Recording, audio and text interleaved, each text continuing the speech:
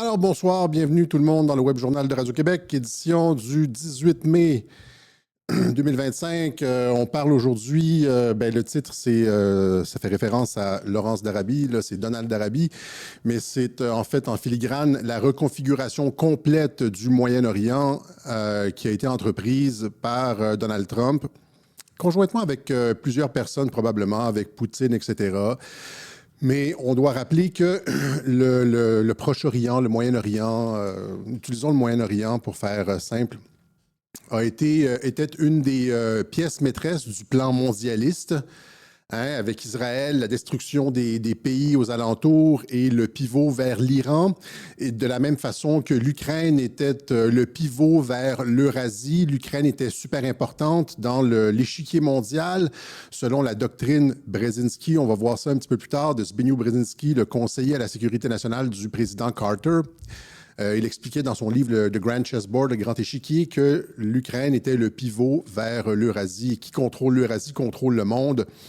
Un peu selon la doctrine de Mackinder en géopolitique. Le premier vrai géopoliticien, ici, Mackinder, dans son livre The Geographical Pivot of History, Halford John Mackinder, expliquait de quelle façon celui qui contrôle le heartland, le cœur du monde, après ça, avait accès à tout le reste, à la Chine, le Japon, le Pacifique, le Moyen-Orient, l'Europe, etc. Et donc, c'était important en géopolitique. C'est un thème fondateur en géopolitique. Et Zbigniew Brzezinski, qui était le conseiller à la sécurité nationale de Carter, lui a justement opéré tout ça, une stratégie justement où l'Ukraine devait tomber. Et c'est de là qu'on comprend l'expansion de l'OTAN et aussi cette idée que l'Ukraine, vous voyez les pays ici, là... En bleu, c'est l'expansion de l'OTAN. Il restait le Bélarus et l'Ukraine. Et donc, l'Ukraine, d'où les investissements dès 2005 par Victoria Nuland pour des groupes pro-démocratie, pour faire tomber toute velléité d'association avec la Russie, puis la transformer, la faire entrer dans l'orbite occidentale. Donc, l'Ukraine était ce pivot vers l'Eurasie pour contrôler le monde. Qui contrôle l'Ukraine pouvait comme éventuellement contrôler la Russie, avait un ascendant géopolitique sur la Russie. Et c'était la même chose avec la Syrie. Et c'est pour ça que ces deux pays-là ont été très, très, très chauds dans la décennie 2010-2020. Et là, c'était les plans mondialistes, là. Et là, Trump est arrivé et a complètement reconfiguré la carte. Et là, c'est ce qu'on voit. Là, ce que vous voyez, ce que vous avez vu, on va parler de ce voyage. C'est comme une mise en bouche. Ce voyage en Arabie, on pourrait dire, là, de façon littéraire. Ce voyage en Arabie permet ou concrétise cette stabilisation complète de la région et le renversement géopolitique complet. Je vais revenir là-dessus, mais il y a une carte que je suis là-dedans, je l'ai en tête, fait que je vais vous la montrer. Je saute comme plusieurs étapes, comme je ne devrais jamais faire dans un web journal, mais je le fais comme, encore une fois, comme mise en bouche. Rappelez-vous, c'était quoi en 2011, 2012, 2013, 2014, 2015, avec le coup de Maïdan, etc. C'était ça ici. Donc, vous voyez ici, en orange, vous avez l'Ukraine, et en vert, vous avez la Syrie. C'était les deux points chauds du monde et c'était le pivot vers l'Eurasie. Donc, comme le dit Mackinder, le pivot vers l'Eurasie qui contrôle ces pays-là, après ça, pouvait s'en prendre à toute la région centrale. Et c'était pour ça que c'était des points de focus, d'attention et de conflit. C'était des pivots géopolitiques. Okay? Et là, qu'est-ce qu'on voit depuis, je vous donne encore une fois la conclusion, je devrais tellement pas le faire. Il y a normalement, il y a une construction logique derrière ça, là, mais ce qu'on voit depuis, avec notamment la stabilisation du Moyen-Orient, etc., c'est que l'Eurasie, avec Poutine, s'est fermée. L'Ukraine s'est réglée essentiellement. Ils sont en train de négocier. Il n'y aura pas d'expansion de l'OTAN, blablabla. Ils ne feront jamais partie de l'OTAN. La région du Moyen-Orient est stabilisée. Et là, ce qu'on voit, c'est le retournement complet. C'est le titre du web journal. Le revirement complet. Et donc, vous voyez, en bleu, c'est toute l'Eurasie qui est stabilisée. L'Ukraine, ça a échoué. Et après ça, vous avez les États-Unis qui ont été reconquis par les patriotes avec Trump. Et en vert, en dessous, c'est la région du Moyen-Orient qui est stabilisée. Et donc, qu'est-ce qui reste? C'est l'Europe. L'Europe, je l'ai expliqué, est prise en étau c'est ça, étant donné que l'Ukraine a échoué, c'est pour ça que l'Ukraine ne devait pas échouer, mais l'Ukraine a échoué.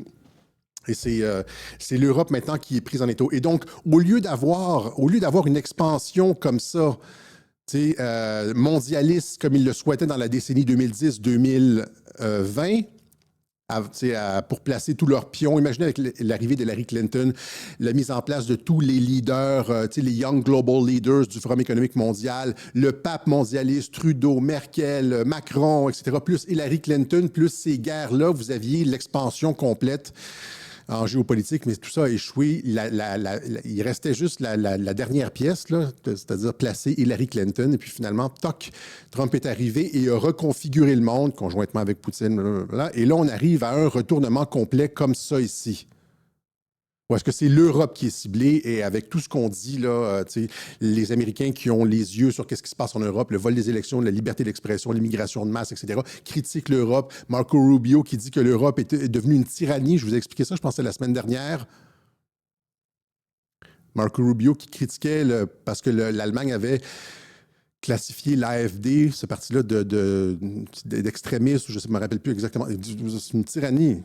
Là, les Allemands ont dit non, non, non, on n'est pas une tyrannie. Oui, oui, vous êtes une tyrannie. Et donc, on est en termes. Là c'est plus une vision à 40 000 pieds. Là. Ça, c'est une vision genre en orbite. OK? En orbite sur un espace de temps sur une décennie et sur l'ensemble du monde. C'est vraiment une vision en orbite que je vous propose ici. C'est qu'au lieu d'avoir un conflit, là, je me répète, là, un conflit comme ça, où les forces mondialistes contrôlent les gouvernements européens, occidentaux, etc., c'est chose faite. Ils ont tout ça dans la poche, les Young Global Leaders, le Forum économique mondial. Ils vont nous régler ça avec les objectifs du développement durable. Ils vont avoir une pandémie pour nous. Et puis, plus l'expansion comme ça, là, on se retrouve avec, ils n'ont plus rien, puis ils sont sur la défensive en Europe. OK, voilà, on voit-tu le renversement géopolitique complet? Et donc, les gens qui... en tout cas, je ne parlerai pas des Black Pills, mais ils ont juste comme... C'est vraiment les mulots de l'info, là. Dès que j'ai de la lumière un peu dans les yeux, je fatigue, je passe tellement de temps devant l'ordinateur, là, j'ai les yeux, j'ai les paupières qui sont lourdes là, à force d'avoir de la lumière. 3 jours comme 12, 14, 15 heures par jour. Je m'excuse si je suis toujours en train de plisser les yeux. C'est pas parce que j'essaie d'avoir l'air méchant ou quelque chose comme ça ou sérieux, c'est juste parce qu'il y a trop de lumière. Alors c'est ça, Trump au pays de l'or noir, comme le livre de Tintin. C'est une visite historique. Et ça j'en parle parce qu'elle est fantastique, mais aussi c'est qu'elle scelle le pivot et elle scelle la paix. Et elle finalement, elle concrétise tout ce que j'ai expliqué à Radio-Québec depuis 2018. Ah! Hein? Oui, Comey et tout ça, Hillary Clinton, ça s'en vient. Il me manque une image ici, là. Mais on va voir ça ici. Le point 2, ça va être le dernier point. Sur le front intérieur, il se passe des choses. Il y a une stratégie de l'attention, encore une fois, qui est déployée par le président. Mais ça arrive en fin de web journal. Donc,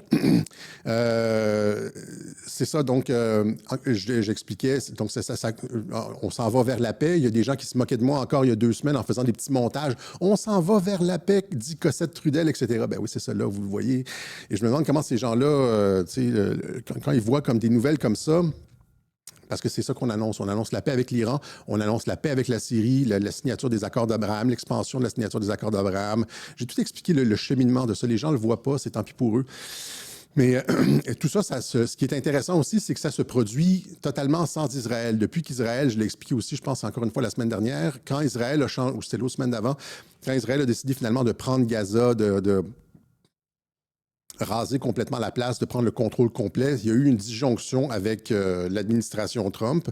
Et là, maintenant, Trump, on dit même, c'est le Times of Israel qui dit, l'administration Trump est déçue de Netanyahou et va continuer ses objectifs de politique étrangère au Moyen-Orient sans Israël.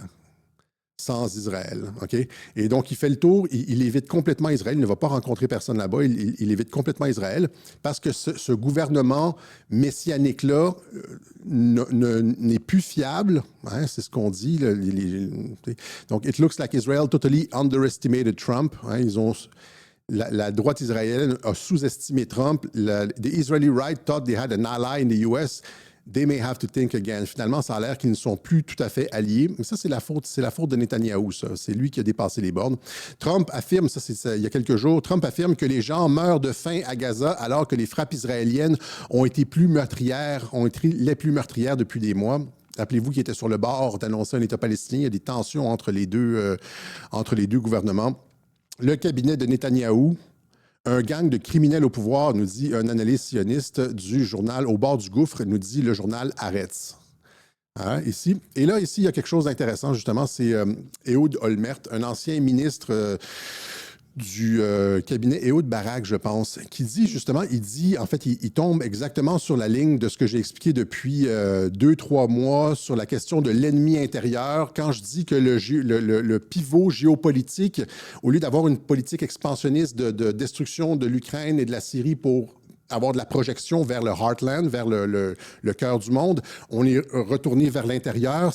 La conférence de j'en ai parlé à plusieurs reprises après, là, mais la conférence de J.D. Vance à l'allocution de J.D. Vance à la conférence sur la sécurité à Munich, où il a dénoncé l'ennemi intérieur. Vous le voyez justement dans ce retournement géopolitique vers l'Europe, mais c'est aussi décrié en Israël par Ehud Olmert, justement à CNN, qui expliquait ça justement, que le gouvernement Netanyahou, un gouvernement messianiste, c'est l'ennemi intérieur en Israël. Je vous montre l'intervention de Ehud Olmert. I will say it. The real enemy that we have is not Iran, which is an enemy. It's not Hezbollah, which is an enemy. Well, it's not Hamas, which is an enemy. The real enemy is from within. Nos ennemis, ce ne sont pas... l'ennemi principal, ce n'est pas l'Iran qui est un ennemi, ce n'est pas le Hezbollah qui est un ennemi, ce n'est pas le Hamas qui est réellement un ennemi. L'ennemi principal est à l'intérieur. C'est un enemy from within. C'est un ennemi de l'intérieur. The messianic, crazy, extreme groups of Israelis that think that they can kick out the Palestinians. C'est ça, c'est pas un ministre, c'est ancien premier ministre, je m'excuse. Donc, c'est le groupe, l'ennemi intérieur, c'est le groupe le groupe messianiste autour de Netanyahou qui pense qu'il peut expulser les Palestiniens And annex the territories. Et annexer les territoires. Fighting against them, I'm campaigning against them, and I think that this is incumbent upon the Israeli government and Netanyahu. Donc, Trump qui a décidé, étant donné que Netanyahou fait la tête dure et puis, c'est ça, est devenu l'ennemi intérieur et ne semble pas vouloir la paix, n'est pas raisonnable, n'est pas raisonné ni raisonnable, Trump opère une politique au Moyen-Orient en contournant complètement Israël. Et ce qu'on a vu, je vais expliquer un peu la genèse de ça parce que c'est important de comprendre qu'est-ce qui s'est passé, comment Trump est devenu finalement, il a été reçu avec tous les honneurs dans ces 3 pays arabes-là, les Émirats arabes unis, le Qatar et l'Arabie saoudite. Ils ont vraiment déployé. Allons-y avec quelques vidéos d'hommage. This morning, President Trump traveling to Qatar, the next stop on his Middle East tour marked by pomp and pageantry and controversy. The president showcasing extraordinarily close relationships with leaders once distanced from the U.S. C'est avec le drapeau américain, là.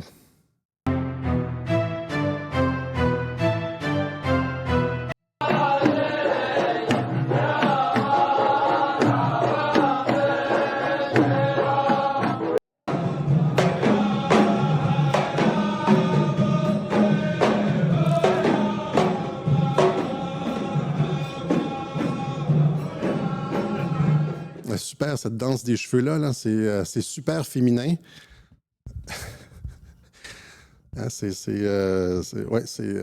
J'en prendrais une double dose. Mais c'est ça, reçu en grande pompe partout dans les 3 pays qu'il a visités. Il a visité, par exemple, l'église de Saint-François d'Assise aux Émirats arabes unis. Et donc, il visite comme ça des églises. Vous voyez comme partout où est-ce qu'il va, c'est les drapeaux américains. À Abu Dhabi, je pense que c'est à Dubaï, comment ça s'appelle? Burj Khalifa. Burj Khalifa, la plus haute tour du monde, 2 fois et demi la tour Eiffel, illuminée aux couleurs des États-Unis. Donc, c'est ça. Et il annonce, premièrement, presque 2 trillions de dollars en investissement. Ma chaise n'a plus de trucs pneumatiques, là. Il va falloir que j'en trouve une autre. Presque 2 trillions de dollars en investissement, 600 millions de dollars d'investissement de l'Arabie Saoudite aux États-Unis, 1200 milliards d'investissements du Qatar aux États-Unis et un autre 200 milliards d'investissements des Émirats arabes unis aux États-Unis. Ça fait presque 2 trillions de dollars d'investissement en quelques jours de tournée au Moyen-Orient. Pour vous donner un ordre, parce qu'on n'est pas capable, on voit rarement ça au Québec, là, des chiffres comme ça. 2 trillions de dollars, c'est 2 millions de millions de dollars. C'est 2 millions de dollars américains. 2 millions de... Ouais, ça, 2 millions de dollars américains. Et donc, des investissements sans précédent, etc. Et aussi, il y a le volet économique, puis après ça, il y a le volet prospérité, puis le volet diplomatie.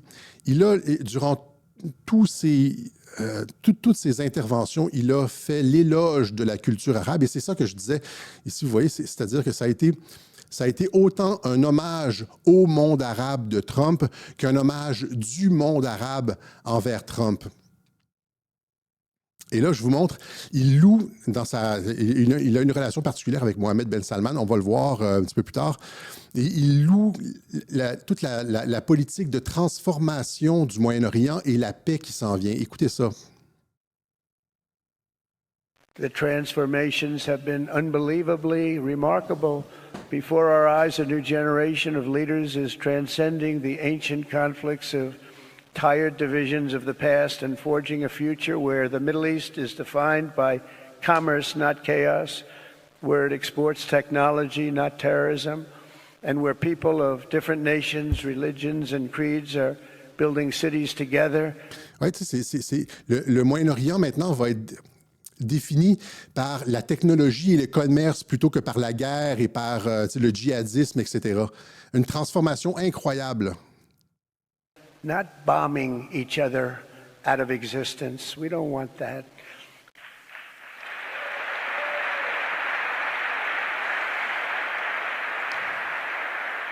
And it's crucial for the wider world to note this great transformation has not come from Western interventionists or flying people in beautiful planes giving you lectures on how to live and how to govern your own affairs. No.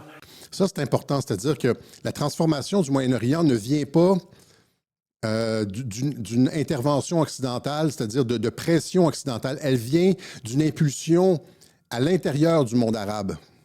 The gleaming marvels of Riyadh and Abu Dhabi were not created by the so-called nation builders, neocons, or liberal non-profits like... Donc, il s'attaque à l'interventionnisme occidental. Those who spent trillions and trillions of dollars failing to develop Kabul, Baghdad, so many other cities. Instead, the birth of a modern Middle East has been brought by the people of the region themselves, the people that are right here, the people that have lived here all their lives, developing your own sovereign countries, in complex societies that they did not even understand themselves. They told you how to do it, but they had no idea. Et là, c'est standing ovation avec Mohammed Ben Salman. Et là, c'est ça c'est une autre bromance. Après la bromance Carney-Trump, là, ou Trump-Kim Jong-un, là, c'est avec Mohammed Ben Salman. Ils se sont toujours bien entendus. Il faut comprendre pourquoi ces deux-là, comment cette transformation-là qu'il est en train de décrire a été rendue possible. Et là, parce qu'il faut le comprendre, là, on arrive avec un Moyen-Orient complètement transformé, qui se dirige vers la paix, qui va développer de la technologie au lieu du terrorisme, etc. C'est le genre de transformation que Trump opère, avec une baguette magique qui transforme quelque chose comme il transforme les gens, rappelez-vous. Donc, c'est un magicien, finalement. Et là, c'est le moyen, mais c'est pas lui qui le fait. En tout cas, il va pas prendre le crédit, mais il y a quand même du crédit à lui accorder, comme on le voit ici. Rappelez-vous, son premier voyage en politique étrangère en 2017, lorsqu'il a été élu, c'était à Riyad, le sommet de Riyad en 2017. Et qu'est-ce que c'est? C'est là qu'il avait pris, il avait mis la main sur l'espèce de boule, le palantir, etc. Là, tout le monde, il avait fait la danse du sabre avec l'ancien roi Salman, etc. Et donc, il se rend à Riyad au mois de mai 2017. Et que se passe-t-il quelques semaines plus tard? Pouf, le roi Abdallah nomme son 7e fils, Mohammed Ben Salman, comme héritier de la couronne. Alors, c'est le 7e fils. Il y en a 6 avant, là. Des gars plus expérimentés qui ont plus l'autre, il est jeune, il a 30 ans, et puis aucune expérience en politique étrangère, en gestion ou quoi que ce soit, mais c'est lui que le roi a choisi pour... J'aurais pas dû prendre cette bouteille-là. C'est lui que le roi choisit comme héritier. Là, ça crée de la frustration. La raison pour laquelle il a été choisi, c'est parce que, je suppute un peu, mais c'est fort probablement parce que les 6 premiers étaient liés avec le djihadisme, le wahhabisme ou des positions beaucoup plus conservatrices à l'intérieur de l'Arabie saoudite, avec des imams conservateurs, etc., etc. Et que Mohammed Ben Salman, c'était le petit dernier, le petit jeune révolutionnaire, le petit jeune qui avait des idées. La CIA avait des dossiers sur les Crown Prince, les princes héritiers de la couronne. Et celui-là, c'était celui qui avait les idées les plus progressistes. Et c'est fort probablement pour ça qu'après le sommet de Riyad, après qu'ils aient fait la danse, etc., le roi... Mohammed Ben Salman a essentiellement, il n'a pas abdiqué, mais il s'est retiré beaucoup de la vie publique et a mis son 7e fils, très progressiste, à l'avant-scène. C'est probablement à la demande de Donald Trump, comme il le fait souvent.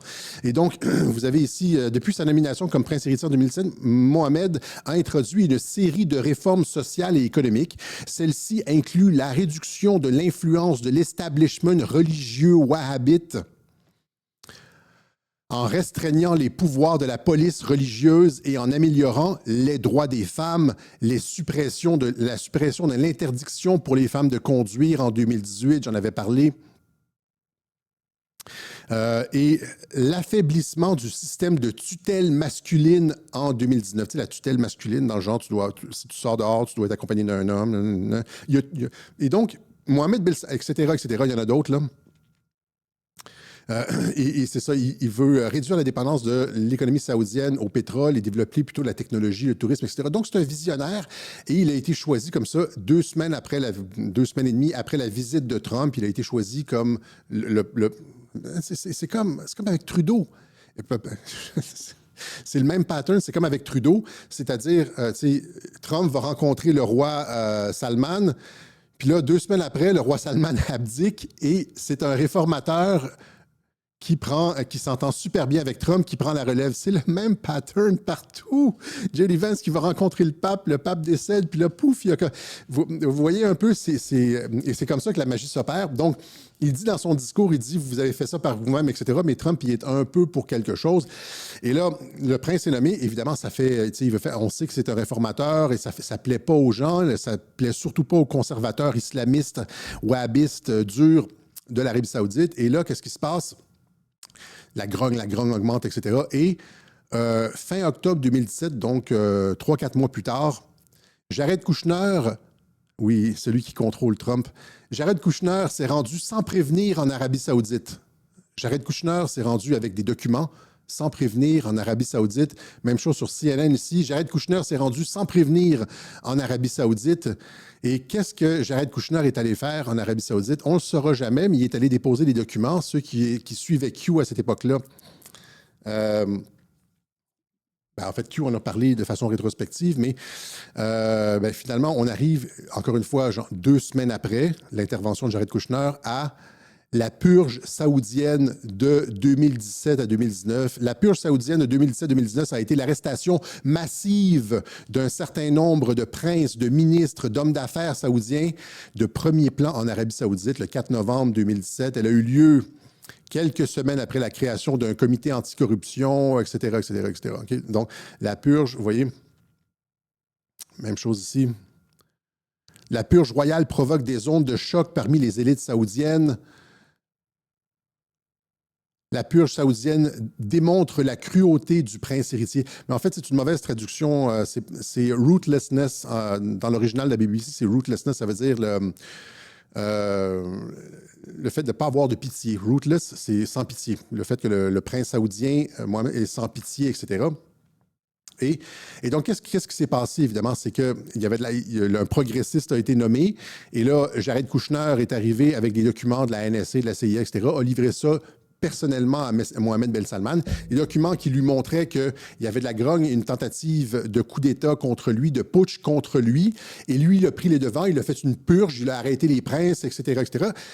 Certains ont été gardés en prison pendant 2 ans, dont Bin Talal, je ne me rappelle pas c'est quoi son prénom, Bin Talal, qui était un investisseur de Citibank, une des plus grosses banques en Angleterre, et aussi, je pense que c'était le principal actionnaire de Twitter, Ben Talal. Et Q n'avait pas publié des photos de lui en prison avec quelque chose, je ne me rappelle plus ce qui était écrit sur sa tasse, mais il avait parlé. C'était ça qu'on disait finalement. Il avait parlé, et le même Ben Talal qui a été relâché et puis qui a vendu Twitter à Elon Musk, qui a vendu ses parts, ou il a aidé, c'est pas ça, il a aidé Elon Musk à acheter Twitter. Alors, vous voyez comment on retourne des gens, il se fait arrêter, trahison, blabla. Finalement, il va aider Elon Musk à acheter Twitter pour redonner la liberté d'expression avant l'élection américaine, la présidentielle, etc. Et c'est la même chose aussi. Donc c'est ça, vous voyez. Donc, Trump arrive, le roi, entre guillemets, démissionne. Il met la personne que Trump veut, un progressiste. C'est le même pattern que pour le pape et Mark Carney. Et que beaucoup d'autres, comme on pourrait dire presque le gars en Syrie, là, lui aussi, c'est une transformation. Il est passé de djihadiste à démocrate à cravate. Et là, il va signer les accords d'Abraham, nous dit Trump. Allons-y tout de suite ici avec la Syrie qui... En tout cas, allons-y avec la Syrie tout de suite.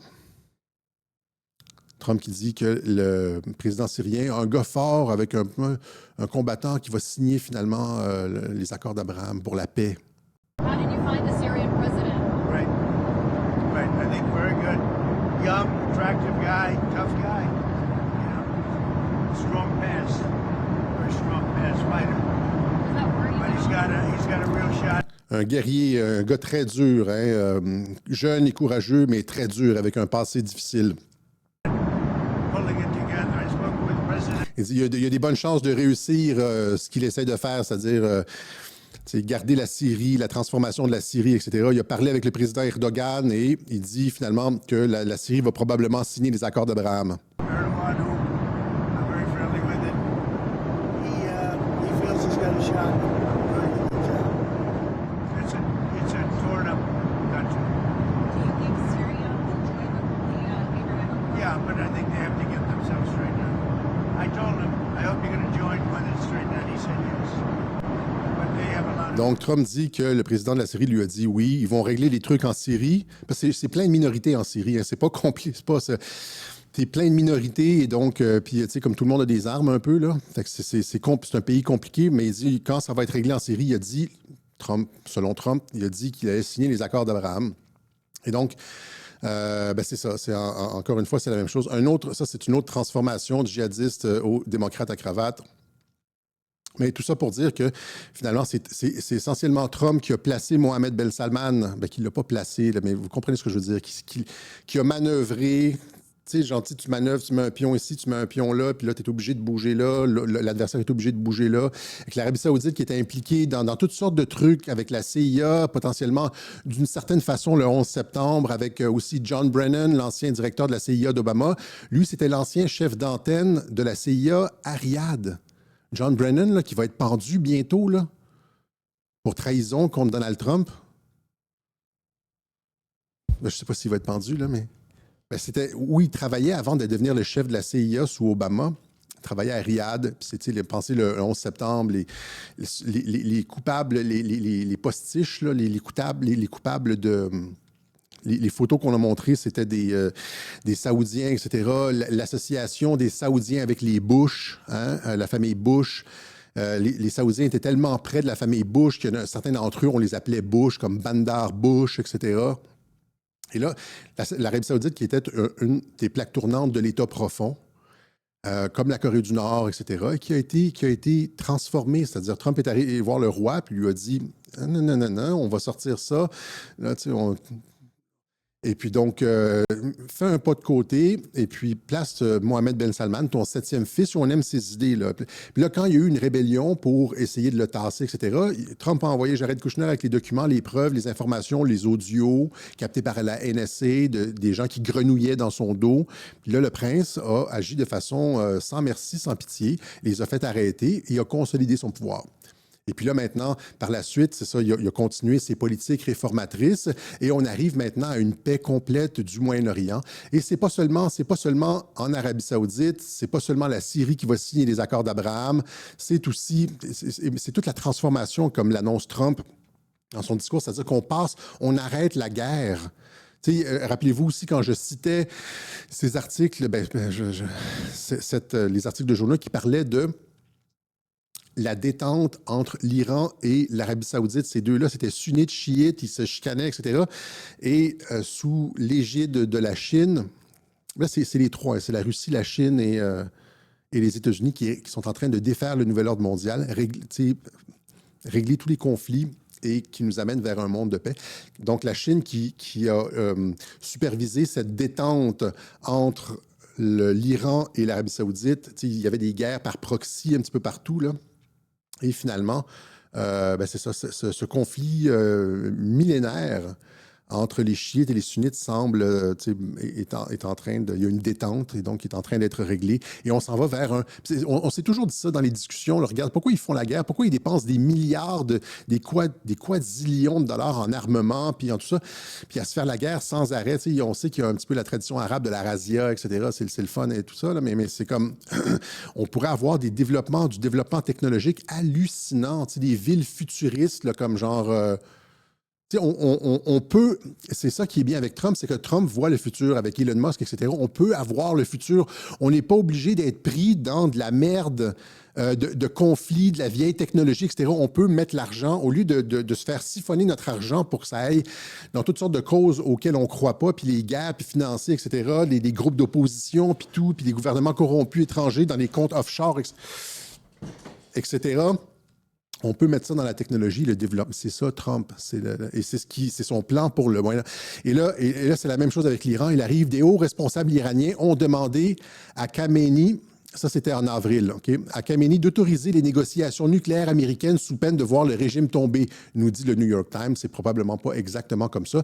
Mais dès avril, Trump qui relançait les négociations sur le nucléaire avec l'Iran, ça nous amène un mois plus tard, en mai 2025, avec Trump qui dit, qui agit, qui dit ils ont une proposition et on doit bouger rapidement là-dessus, sinon quelque chose de très mauvais va arriver. C'est un peu comme les menaces de Trump, comme avec Kim Jong-un. Il dit on va vous faire sauter la Corée du Nord. Finalement, il se serre les mêmes. J'ai expliqué ça 1000 fois. C'est ce que vous avez vu, le voyage de Trump en Arabie, là, avec tout ce qui a été annoncé pour la Syrie, l'Iran, etc. C'est la concrétisation de tout ce que j'ai dit depuis 2018. Que les gens ne comprenaient pas. Et si vous avez étudié, si vous avez comme... si vous étiez... si vous portiez attention... si vous portiez attention, c'est ça. Vous voyez que c'est la concrétisation de tout ça. Iran will give up nukes, Khamenei advisor, shocker. Et là, finalement, donc Trump qui fait sa menace habituelle, on va faire sauter l'Iran, blablabla. Si vous êtes quelque chose de mauvais va arriver si vous ne prenez pas l'entente. Ça a tellement... Je me rappelle dans le web journal, dans le clip, le théâtre Trump-Kim en 2018, je me bidonnais avec les fausses menaces de Trump. Les journalistes prennent toujours ça comme pour du cash. Et donc, et là, finalement, c'est ça. Ben là, l'Iran est comme d'accord. Un haut responsable iranien affirme que Téhéran renoncerait à l'uranium hautement enrichi dans le cadre de l'accord nucléaire avec Trump. Hein.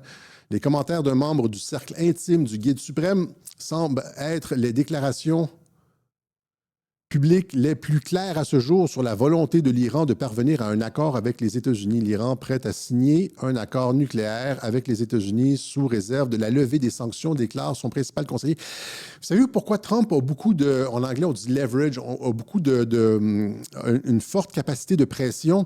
C'est parce qu'ils ont de la technologie. Pensez simplement au thorium. C'est ce qu'ils ont expliqué à Kim Jong-un. Quand il est allé, j'ai montré ça dans les web journaux encore une fois, quand il est allé négocier avec Kim Jong-un, il l'a dit, j'avais montré les coupures de journaux, les déclarations de Trump, il disait à la Corée du Nord, si vous abandonnez le nucléaire, vous allez devenir extrêmement riche, vous avez la possibilité de devenir un des pays les plus riches d'Asie, on va vous aider avec le développement économique, etc.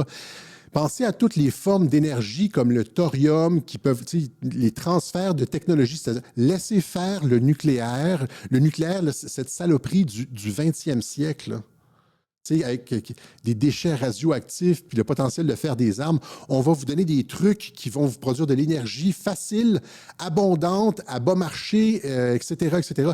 Et là, c'est sûr que c'est tentant. C'est pour ça que Kim accepte. C'est probablement la même proposition qui a été offerte à l'Iran, c'est-à-dire on va vous transférer des technologies, une technologie plus avancée en substitut de votre vieux nucléaire militarisable. Là, l'Iran dit oui. Puis plus tous les trucs de bonne volonté entre Trump et l'Iran, depuis 2018 que j'explique ça, genre web journal par web journal, le thorium, c'est ça. Les gens sont fatigués de m'entendre parler de la relation entre Trump et l'Iran. Il va falloir que je règle ça, cette chaise-là. Et donc, voilà, c'est ça. La Syrie qui signe les accords d'Abraham, l'Iran qui accepte essentiellement, selon les déclarations d'un cercle intime, d'un membre du cercle intime du gouvernement iranien, la proposition de paix, l'Arabie saoudite, etc. Donc, c'est pour ça. Et tout ça sans Israël. Encore une fois, Israël qui a été mis de côté complètement. Trump poursuit sa politique de stabilisation du Moyen-Orient, etc. Et là, c'est ça. Qu'est-ce qui va se passer avec Israël? C'est ce qui va rester à voir. Transformation spectaculaire du Moyen-Orient. Comme Carney, Biden et le pape, Trump a, entre guillemets, manœuvré pour mettre en place Mohammed Ben Salman et c'est c'est à cause de ça qu'on a des résultats au Moyen-Orient. Parce qu'il a mis en place un progressisme de la même façon que Trump a mis en place, comme je disais, le pape et Carney. Carney qui, rapidement comme ça, là, qui finalement retire tous les contre-tarifs. Les Canadiens l'ont élu pour faire face à Trump, pour être dur contre Trump, etc. Puis là, il arrive, puis quelques semaines après, il retire les tarifs. Ouais. Mark Carney signe un décret pour baisser les taux d'immigration. Et il y en a un autre, je ne l'ai pas montré ici, finalement, c'est les taux d'imposition. Voilà, c'est ça, excuse-moi. Mark Carney qui signe un décret pour baisser les taux d'imposition. Donc, il baisse les taxes comme Pierre Poilievre, etc. J'avais dit qu'il allait gouverner en centriste et c'est ça qu'on voit. Même chose avec le pape Léon. Le frère du pape Léon, finalement, affirme que le nouveau pontife n'est pas woke, éveillé en français, mais c'est woke en anglais, et qu'il dirigera l'Église en tant que centriste. Ça, c'est un article de Sarah Carter. Sarah Carter, qui était une journaliste qui passait souvent sur Fox News avant, mais qui est une journaliste indépendante, à qui l'administration Trump a donné plusieurs scoops dans sa première administration. Elle était souvent retweetée ou relayée par Q, encore une fois. Mais ça, ici, c'est ça. Ici, nous fait un exclusif. Le frère du pape Léon dit qu'il ne sera pas, qu'il n'est pas woke et qu'il va diriger l'Église en centriste. Alors, imaginez tous ces journalistes qui se réjouissaient que c'était un pape woke, etc., etc. Conservative Brother, ça c'est sur Fox News. Conservative Brother of Leo XIV says new Pope isn't woke, praise his devotion to the church, etc., etc. Voilà. Donc, encore une fois, c'est ça. Les gens disaient, quand j'ai parlé de tout ça, comment j'ai pu annoncer ça? Parce qu'on sait comment ça fonctionne, comment on peut annoncer ces choses-là, Carney, le pape, parce qu'il y a un modèle, il y a un modus operandi, je le répète tout le temps, mon fils se moque de moi, il y a un code Trump et c'est reproduisable. On ne fait juste que... En fait, si vous avez écouté Radio-Québec en 2018, c'est probablement juste la même philosophie que je déploie depuis des années. Voilà. Et j'avais quelque chose à dire sur Vigano, mais je ne me rappelle plus exactement. Vigano qui nous suit, j'avais quelque chose sur Vigano, mais Vigano qui nous suit sur Twitter. Hein, donc, on le salue. On rappelle encore une fois qu'on est sur une ligne Vigano à Radio-Québec, c'est-à-dire un christianisme assez combatif et anti-Nouvel Ordre mondial. C'est le seul qui représente ça. On se rappellera qu'il avait écrit une lettre à Trump en 2020, lors de l'élection de 2020, condamnant le Nouvel Ordre mondial et une tentative de coup d'État contre les peuples. On avait parlé de cette lettre de Vigano dans un de nos web journaux et qui avait fait 2 millions de vues juste sur X. On avait parlé de Vigano et de Flynn, là, et de la réaction de Flynn. Et ça ici, c'est Trump qui remercie l'archevêque Vigano. Je suis honoré que l'archevêque Vigano m'ait envoyé cette lettre incroyable et puis j'espère que tout le monde la lise. On avait parlé de ça et on avait laissé la vidéo épinglée sur notre compte Twitter et cette vidéo-là avait fait sur notre compte Twitter plus de 2 millions de vues. Ça, c'était juste sur X. Après ça, c'était sans compter Facebook, YouTube, etc. Et donc, il y a même la presse ici qui avait fait un article sur mes positions sur Vigano, justement. Élection américaine au nom du Père, du Fils et de QAnon. On parlait de mes positions. QAnon n'avait rien à voir là-dedans, mais c'est parce que la lettre avait été relayée par Q, là, mais on parlait c'est ça, de la façon dont je relayais Vigano déjà à l'époque et on le salue. On lui souhaite une bonne santé et une longue vie. Voilà. Maintenant, on va terminer avec ça ici, la géopolitique. C'était pour vous montrer justement, donc, je l'ai vendu un petit peu le punch au début du web journal.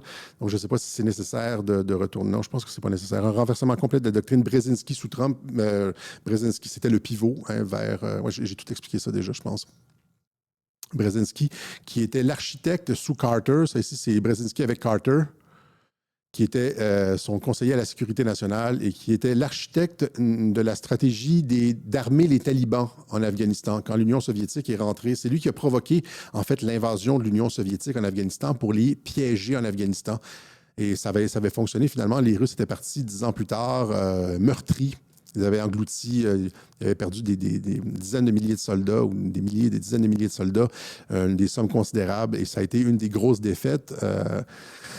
Ça aussi, ça a participé à la fin de l'Empire soviétique, de l'URSS à l'époque. OK? Ça drainait des ressources incroyables. Et alors que les Américains, eux, entraînaient des personnes qui se battaient avec rien, qui étaient prêts à mourir. Et puis alors, la Russie engouffrait des sommes colossales en Afghanistan. Et finalement, c'est ça. Donc, Brzezinski, c'est lui qui a théorisé dans son livre « Le Grand Échiquier ». La théorie, justement, du fait qu'il fallait prendre l'Ukraine, etc., pour pouvoir contrôler la Russie, qui a été reprise par Victoria Nuland et les investissements américains avec toutes les ONG, là, National Endowment for Democracy, etc. C'était la doctrine Brzezinski qui était reconduite en Ukraine et c'est la même doctrine qui a été utilisée, c'était sur les mêmes bases qui étaient utilisées en Syrie pour pouvoir finalement, la Syrie comme pivot contre l'Iran. Voilà. Et donc, c'est le thème de ce web journal-ci. Ce à quoi on assiste, c'est un renversement complet de la géopolitique avec ce voyage au Moyen-Orient qui stabilise la région au lieu d'avoir une politique expansionniste de contrôle et de guerre sans fin jusqu'à la destruction de la prise de contrôle de la Russie, de l'État. Parce qu'à l'époque, c'était envisageable. Hein, si on contrôle l'Ukraine, on contrôle la Russie, on est capable de bloquer les exportations russes. La Russie n'était pas encore alliée avec la Chine, l'Inde, etc. Et donc, elle dépendait beaucoup de l'Europe. Il y avait beaucoup d'espoir à l'époque d'une fusion de la Russie et de l'Europe. Poutine était dans le G7, était devenu G8 avec la Russie. Donc, il était très, très, très tourné vers l'Europe. En contrôlant l'Ukraine, c'est comme si on fermait la porte complètement et la Russie était isolée et finalement, avec les dissensions internes, etc., on pensait pouvoir mettre un gouvernement favorable à l'Occident en Russie, etc., et compléter le pivot, la prise de contrôle du Heartland. Mais finalement, c'est pas ça qui s'est passé. Poutine est resté, l'Ukraine a échoué, Trump est arrivé, il a stabilisé le Moyen-Orient. Et ce qu'on se retrouve finalement, c'est que l'État profond, un renversement géopolitique complet, l'État profond est prisonnier en Europe et est finalement pointé du doigt. C'est l'Europe qui est pointée du doigt, qui est sur la défensive. Vous voyez ici, pour toutes ces pratiques antidémocratiques contre la volonté des peuples. Et là, ils sont en train de plier graduellement. Pas surtout graduellement, mais ils sont en train de plier. Le gouvernement britannique dévoile un plan radical pour réduire l'immigration. Le nouveau gouvernement allemand opère d'emblée un tour de vis migratoire. À peine en place, le nouveau gouvernement allemand a durci sa politique migratoire en annonçant mercredi que la plupart des demandeurs d'asile vont être refoulés aux frontières au moment où l'extrême droite ne cesse de progresser dans les sondages. Ça aurait été impensable il y a comme 5 ans, ça. Voilà. Même chose si Mark Carney veut ralentir l'immigration temporaire pour réduire la pression. Rappelez-vous Marco Rubio qui avait traité l'Allemagne de tyrannie pour avoir classifié l'AFD comme un parti extrémiste. Ici, il y a un article très intéressant de notre ami Antoine Bachelin qu'on a reçu à Radio-Québec sur l'Amérique du Sud. Il écrit dans François un article justement là-dessus.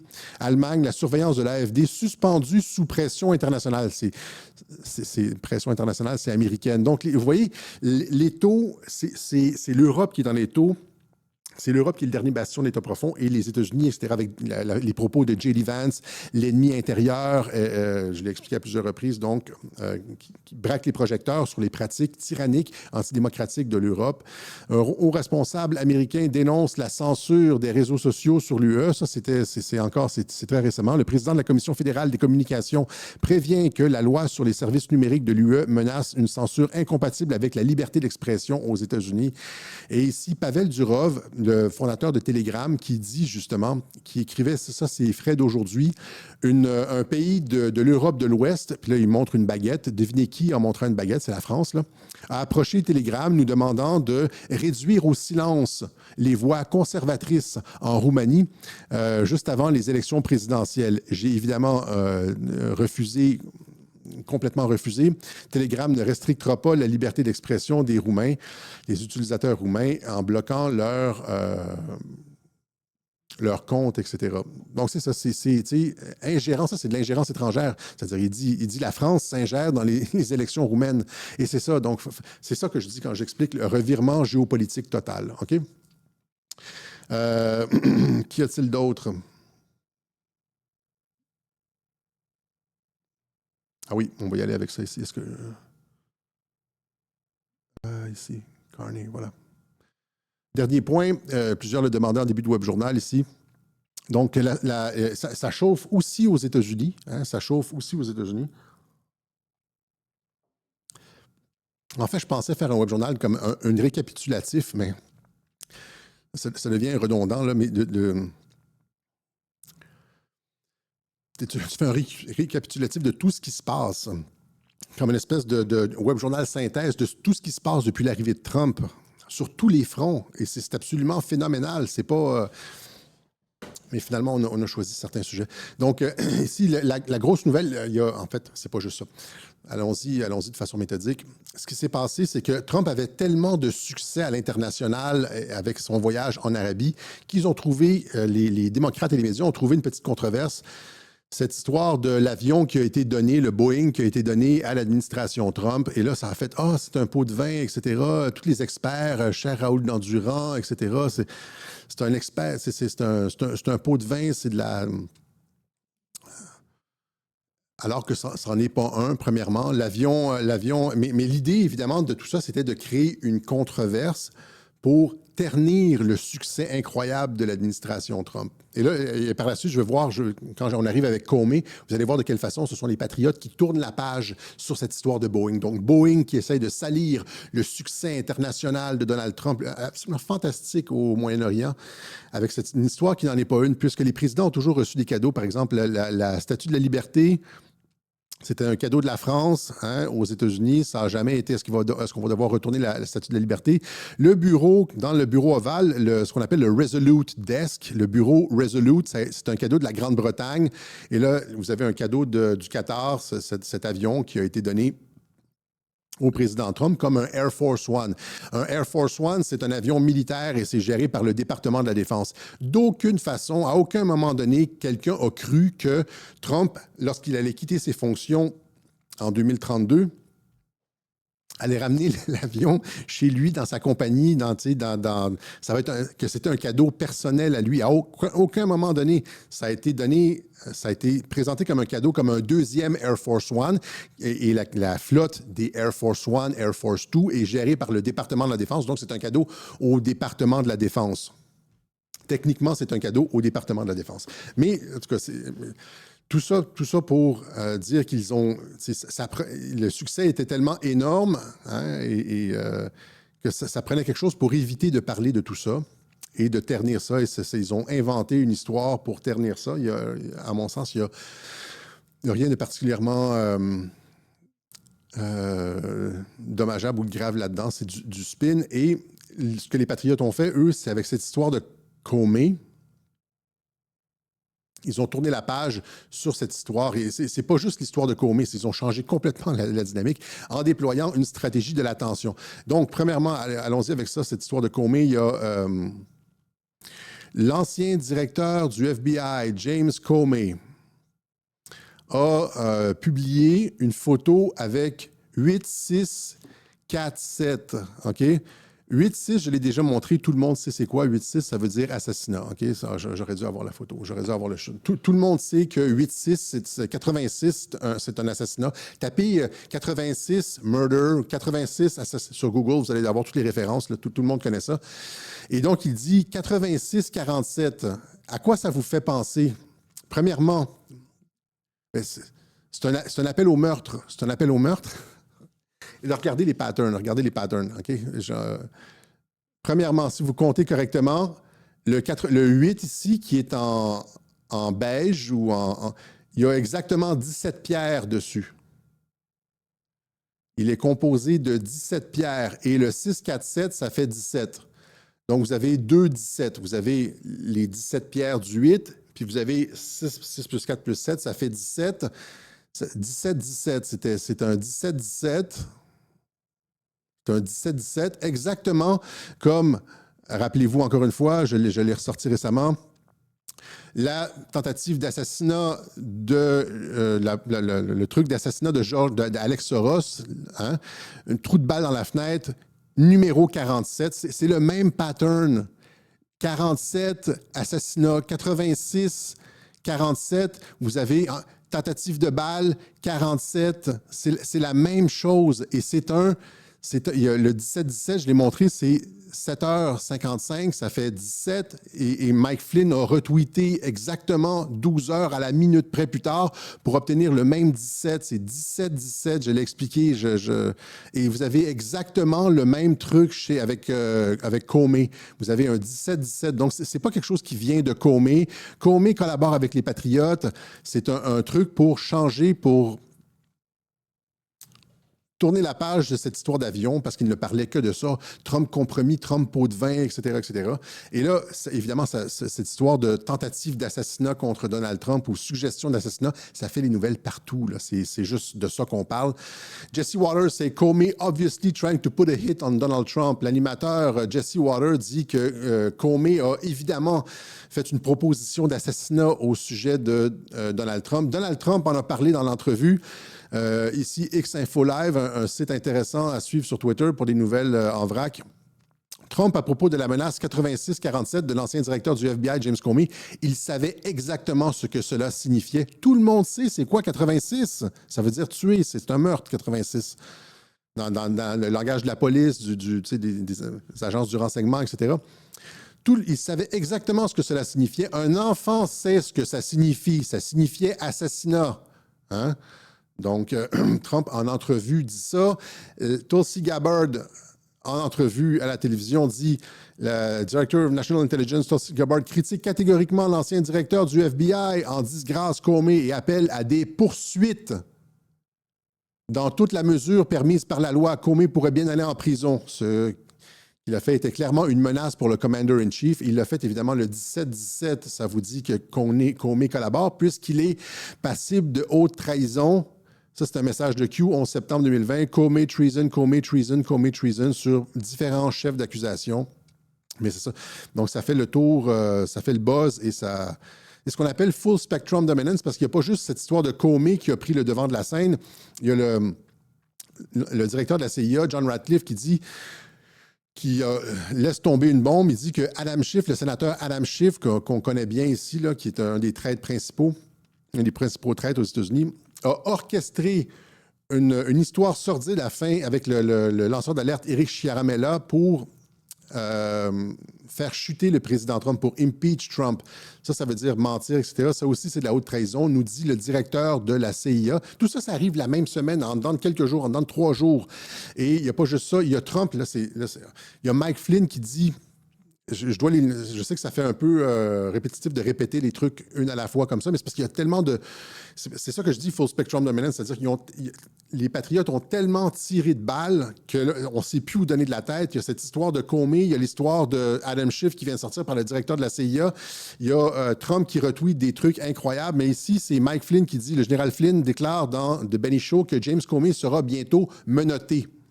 Et là, rappelez-vous un peu dans cette escalade, j'avais dit quand il arrêtait les juges, les juges qui avaient été arrêtés, on avait vu des juges, on passait des menottes aux juges, etc. J'avais dit c'est l'étape numéro 1. Là, vous avez, c'est un ancien directeur du FBI, c'est numéro 2. Là, on monte la température de l'eau, on habitue le public à avoir des arrestations parce que James Comey a été questionné par les services secrets. Hein? Donc, on l'a amené au poste des services secrets de Washington, D.C. Il a été questionné sur cette histoire de 86, etc. Mais encore une fois, la question, c'est que je posais même l'année dernière avec cette histoire de George Soros, 17, assassiné 80. Le voyez-vous que c'est exactement le même trou. C'est 86-47, trou de balle, 47 $. C'est le même pattern, 17-17. C'est le même pattern. Et pourquoi Comey ferait quelque chose d'aussi... Pourquoi il mettrait un 17-17 comme ça? Et pourquoi il ferait quelque chose? C'est un directeur du FBI. C'est tellement ostentatoire comme tentative de meurtre. C'est comme si tu dis, ouais, bon... Personne ne fait ça. Personne ne fait ça. Tu fais ça en coulisses, avec des appels, même pas des appels, évidemment, parce que c'est dirigé par la NSA, mais c'est écouté et tout ça. Une tentative d'assassinat, tu fais ça, pas ça sur Twitter ou sur whatever, Facebook ou Instagram. Surtout quand tu es directeur du FBI, tu sais c'est quoi les capacités qu'est-ce que le FBI cherche, une capacité d'écoute, de renseignement, de traitement de l'information. Personne. Et donc, c'est cousu de fil blanc, cette histoire-là. C'est probablement, encore une fois, pour tourner la page, d'une part, de cette histoire de Boeing, mais aussi d'amener une stratégie de l'attention et de faire monter la température de l'eau, etc., habituer les gens à... Et il n'y a pas juste ça. Donc, il y a aussi Trump qui a retweeté deux choses absolument incroyables. Il a retweeté, premièrement, allons-y avant la vidéo, là, allons-y avec ça ici. Il a retweeté, et puis là, je croyais pas avoir... Quand j'ai vu ça, je croyais pas que c'était vrai. J'ai été sur le compte Truth Social du président pour bien m'assurer que ça avait été retweeté par lui. Il dit « Toutes les routes mènent à Obama. Retweetez ça si vous voulez des tribunaux militaires publics. » Retweet, le président des États-Unis publie ça. Il dit « Toutes les routes mènent à Obama. » Pas toutes les routes mènent à Rome, là, toutes les routes mènent à Obama, sur cette histoire de trahison. Là. Retweetez ça si vous voulez qu'il y ait des tribunaux militaires publics. Le président des États-Unis retweet ça. Et donc, tous les chemins mènent à Obama. Dites la vérité si vous voulez des tribunaux militaires publics. Et ça, encore une fois, ça arrive avec James Comey. Et donc, parce que c'est la même chose, Comey et Obama.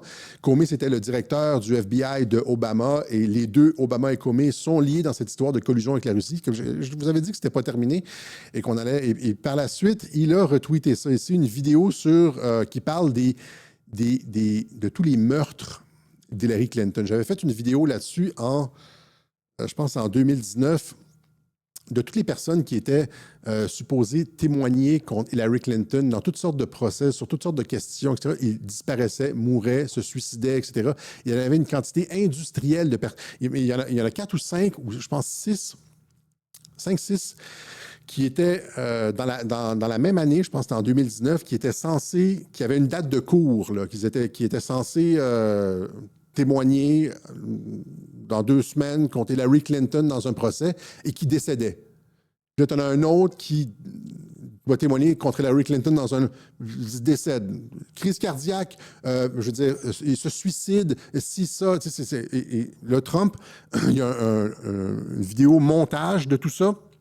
Et il a retweeté ça. Donc, en plus de Obama, le tribunal militaire sur Obama, il retweet ça. Je vous montre la vidéo. Ça a été traduit par Sylvia Miami. How did you find the Syrian president? Great. I think very good. Wrong. John F. Kennedy Jr., he was declared the front-runner for the New York Senate seat back in 1999. Days later, his plane crashed into the Atlantic Ocean, and his rival, Hillary Clinton, was elected senator. Mary Mahoney was a Clinton White House intern. She knew enough of the inner workings of Bill's sexual advancements to be a star witness during the Clinton impeachment trials. She was brutally executed at a Starbucks she was managing in 1997. In 1993, White House counsel Vince Foster was found dead in Fort Marcy Park near D.C. He supposedly killed himself, and among a lengthy list of potential foul play, the bullet was never found. Then there's James McDougal, a key witness for White House prosecutors. He was serving his 3-year sentence for bank fraud at the Fort Worth Federal Medical Center in Texas. And just before he was to give a testimony before the grand jury, McDougal suffered a heart attack in solitary confinement. In 2015, Walter Scheib, a White House chef hired under Bill Clinton, joined the list. His body was found at the bottom of a river, nearly 2 miles from the base of the trail he was reportedly hiking. An autopsy determined that Scheib's death was... Et ça continue comme ça, un cas après l'autre, toc, toc, toc, toc, toc, de personnes qui sont suicidées, qui ont été tirées, qui ont toutes sortes de... qui en savaient trop sur les Clinton. Et ce qui est incroyable, c'est que c'est Trump qui retweet ça. C'est Trump qui retweet ces vidéos-là. Personnellement, le président des États-Unis retweet personnellement des vidéos comme ça qui mettent en cause l'ancien président des États-Unis, Barack Obama, et Hillary Clinton dans des crimes graves, meurtres, haute trahison, etc. Donc, le président des États-Unis qui retweet ça. Je ne sais pas si vous prenez la mesure de ça, tout en étant en train de régler tous les problèmes de la planète, en changeant complètement la dynamique géopolitique mondiale, en apaisant le Moyen-Orient, en permettant, à travers ses efforts diplomatiques, sans relâche, de transformer cette zone-là d'une zone de crise et de tension sans fin à une zone potentiellement de développement et de prospérité. Tu sais, c'est littéralement comme dans le film Dune, là. À la fin, Arrakis devient un jardin. Tu sais, le désert dans Dune, là, avec les vers et tout, là, c'est aride, il y a l'épice et tout ça. Puis à la fin, ça devient un paradis, un jardin. Mais c'est à ça que ça me fait penser, là, tu sais, et sans aucune, tu sais, alors que dans le respect mutuel absolu et le respect de la souveraineté, tu sais, c'est ça qui est intéressant. Donc, voilà, il y a d'autres choses comme des petites nouvelles, comme la firme Moody's qui a décoté les États-Unis. On se demande pourquoi Moody's a décoté les États-Unis. Les États-Unis qui ont perdu leur cote AAA, il est tombé à A1. Alors, parce que normalement, une décote, ça s'opère. Tu opères une décote quand le pays n'est pas solvable, c'est-à-dire quand les dépenses augmentent et les rentrées diminuent. Tu vois, c'est ça un peu l'idée d'une décote, c'est-à-dire que tu n'es pas capable de payer tes créanciers. Alors que, puis qu'est-ce que les gouvernements font quand ils sont menacés d'une décote? Bien, ils réduisent leurs dépenses. On coupe, puis ils réduisent leurs dépenses, ils équilibrent le budget. C'est ça qu'on fait là. Or, l'administration Trump qui est rentrée a été celle qui a proposé les plus larges coupures et l'assainissement le plus profond des finances publiques en un siècle de l'histoire des États-Unis avec Doge, etc. C'est des coupures partout de fonctionnaires, de personnes en trop, de programmes inutiles, de USAID, etc. Rappelez-vous, c'est comme... Il n'y a jamais eu un effort de compression des finances publiques comme ça et il se tape une décote dans la gueule. Ça, c'est de la guerre économique. Ça, c'est de la guerre économique, probablement sur demande de Netanyahou. Ça joue comme ça. Là, c'est moins, parce qu'il n'y a aucune raison d'avoir une décote alors que tu règles la question des dépenses publiques. Mais c'est ça. Donc, voilà, c'est comme ça que c'est utilisé pour faire pression. OK? Donc, c'est action-réaction. Voilà, c'est ce qu'on avait pour vous aujourd'hui. Je pense que c'est tout ce que j'avais. Donc, on va rappeler à tout le monde que Radio-Québec ne peut exister sans vous. Et que des analyses comme celles qu'on propose aujourd'hui, elles ne se trouvent nulle part ailleurs sur Internet. On est les seuls à proposer une vision non plus à 40 000 pieds, mais une vision orbitale de ce qui se passe. Vous ne trouverez pas ça ailleurs, nulle part. Et je trouve ça important de pouvoir continuer à les faire. Et c'est ça, nous, on a une petite PME qui s'occupe de ça et on on avance à travers les années. Et puis, en regardant en rétrospective, on se rend compte qu'on avait raison sur pas mal tout. En fait, des fois, sur un point, ça a l'air tendu. Par exemple, il y a un bombardement israélien, puis tu dis « Ouais, ça ne va pas vers la paix, Alexis. » Mais regarde la vision d'ensemble, et puis... cette vision d'ensemble, elle n'a été produite que sur Radio-Québec. Je vais être un peu arrogant aujourd'hui. Je pense que Radio-Québec, on a la meilleure information qui se trouve sur Terre. Parce que je vois pas... premièrement, on a raison sur tout. Oh, OK...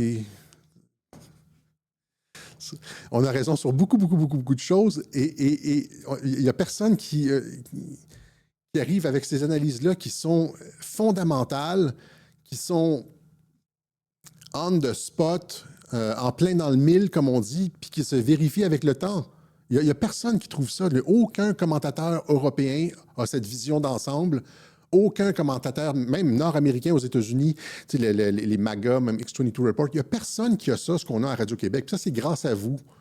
Hein? On passe beaucoup de temps à faire de la recherche, à faire des liens, puis à lire des articles. Et puis, c'est parce que vous nous appuyez, puis qu'on est capable de le faire. Et donc, merci au soutien, aux personnes qui appuient Radio-Québec financièrement. Non seulement ça nous permet de faire ces émissions-là, mais ça aussi, ça permet de rendre ça gratuit pour les gens et des gens qui n'ont pas les moyens nécessairement de nous aider.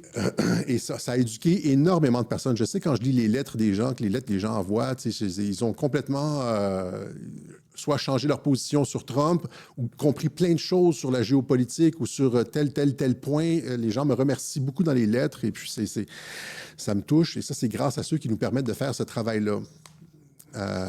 Et il y a aussi l'autre aspect de ça, c'est le fait qu'en nous appuyant financièrement aussi, ça permet aux idées de Radio-Québec de faire leur chemin. Parce qu'il y a des influenceurs qui nous écoutent puis qui voient les choses différemment. C'est-à-dire qu'il y a un effet de... Comment on dit ça, là? En anglais, c'est trickling down. C'est-à-dire que les idées qui sont mises de l'avant par Radio-Québec font leur chemin dans la tête d'autres influenceurs, puis influencent généralement le discours public. Et encore une fois, ça, c'est grâce à vous, ceux qui nous appuyez, et on vous en sera éternellement reconnaissant. Vous avez fait vivre Radio-Québec et changer les idées du monde. Voilà. Et donc, une façon de continuer à nous aider, c'est par la poste, vous avez la possibilité de le faire. Alexis Cossette-Trudel, casier postal 32017, Saint-André, Montréal-Québec, H2L4Y5. On a différentes façons aussi, par virement Interact, par PayPal, et il y a des gens qui nous aident sur Bitcoin aussi. On a des dons sur Bitcoin, on remercie. Évidemment, tout ça va être déclaré, c'est pas rien en dessous de la table. Et donc, par virement Interact, vous connaissez les façons de le faire. Sur le site, on laisse le lien pour nous aider par carte, etc., etc. Voilà. Donc, merci encore une fois, merci mille fois au nom de tous les auditeurs de Radio-Québec. Et c'est ça. Pensez-y si vous avez l'occasion de le faire, la possibilité de le faire, pensez à nous. Alors, il y a d'autres. On rappelle que la semaine prochaine, c'est le spectacle de Gilles Belle-Rose à la salle Le Bourgneuf. Hein? Le spectacle d'humour c'est lui qui fait nos bye-bye, d'humour et de musique. Et puis, si vous êtes plus le genre intellectuel, la semaine suivante, le 1er juin, il y a une conférence « Décoder la matrice et s'en libérer » de Héloïse Bois. Si vous la suivez, c'est la chaîne Hello veut savoir. 1er juin, encore une fois, à la salle Le Bourgneuf. Je ne sais pas si je le dis correctement, Le Bourgneuf. C'est comme le pape, je disais Bergoglio.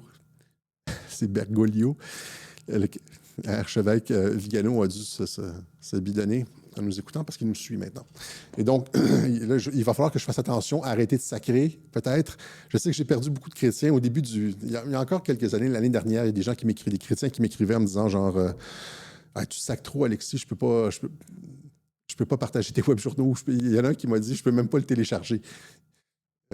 Soyez,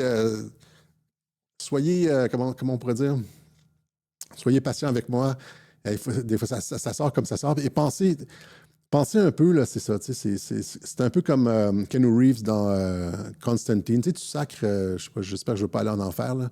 Et Keanu Reeves dans Constantine, c'est un peu la même chose. Là, le film, c'est un super bon film, Constantine, là, avec Keanu Reeves. C'est un excellent film que je recommande. Lui, son personnage a essayé de se suicider dans le passé. Il a essayé de se suicider. Et là, selon la doctrine catholique, quand tu te suicides, tu vas en enfer. Mais il s'est raté. Fait qu'il s'est suicidé, mais il a survécu à son suicide. Fait que là, il peut voir comme des trucs, il peut voir un peu l'enfer. Il y a comme une vision, il y a comme une double vision, il peut voir l'enfer, etc. Et il chasse les démons, il fait sa part, etc. Et puis, à la fin, je ne vais pas vendre le punch, là, mais fait qu'il se posait aller en enfer. Et puis, mais à la fin, il y a une intervention de Dieu. Et puis, je ne vous dirai pas exactement ce qui se passe, là, mais j'espère que c'est un peu ça comme pour moi. Je suis sacre, mais ils savent que j'ai un bon cœur. OK? Autre chose. Voilà, donc encore une fois, on remercie ceux qui nous permettent de continuer à opérer, à vous proposer des web journaux orbitaux comme celui-ci. OK? On se donne rendez-vous quoi la semaine prochaine pour une autre édition du Web Journal de Radio-Québec, si mes yeux peuvent comme finalement prendre un peu de repos. OK? Merci la gang. Trump d'Arabie.